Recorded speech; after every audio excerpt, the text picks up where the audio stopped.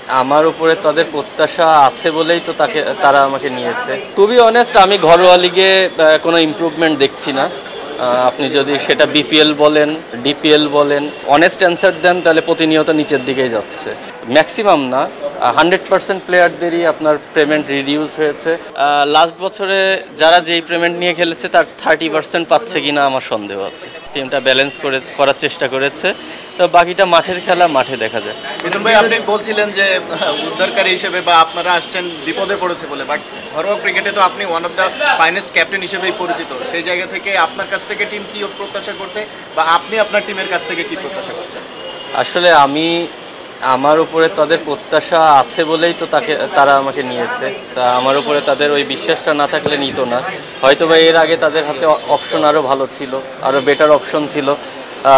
এই মুহূর্তে তারা মনে করেছে তাদের পরিস্থিতি অনুযায়ী আমি বেস্ট অপশন হব, সেই জন্য আমাকে নিয়েছে।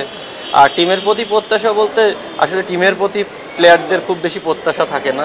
তারা টাইম মতন আমাদের পেমেন্টটা দিয়ে দেওয়া এবং খেলা চলাকালীন সময় যেই ফ্যাসিলিটিসগুলো প্লেয়ারদের বেসিক নিডস যেইগুলো, সেই নিডসগুলো পূরণ করলে আমরা খুশি।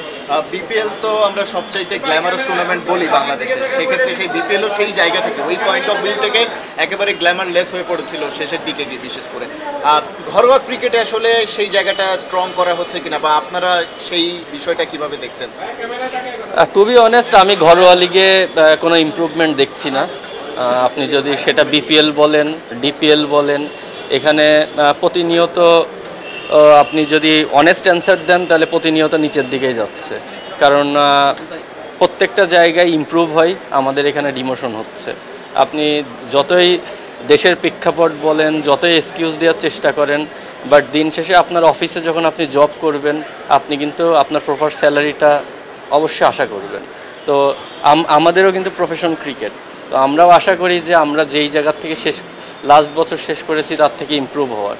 কিন্তু আপনি ম্যাক্সিমাম প্লেয়ারের কথা যদি বলেন, ম্যাক্সিমাম না, 100% প্লেয়ারদেরই আপনার পেমেন্ট রিডিউস হয়েছে এবং হিউজ পরিমাণে পেমেন্ট রিডিউস হয়েছে, যেটা প্রফেশনাল প্লেয়ার হিসেবে আমরা কখনোই এক্সপেক্ট করি না।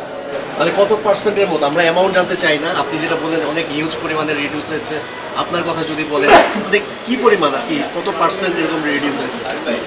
এটা আমি ব্যক্তিগত কথা না বলি, বাট আপনি ওভারঅল যদি চিন্তা করেন, যদি আপনি অ্যাভারেজ চিন্তা করেন, লাস্ট বছরে যারা যেই পেমেন্ট নিয়ে খেলেছে তার 30% পাচ্ছে কিনা আমার সন্দেহ আছে। ঠিক আছে, thank you. Thank you. Abani.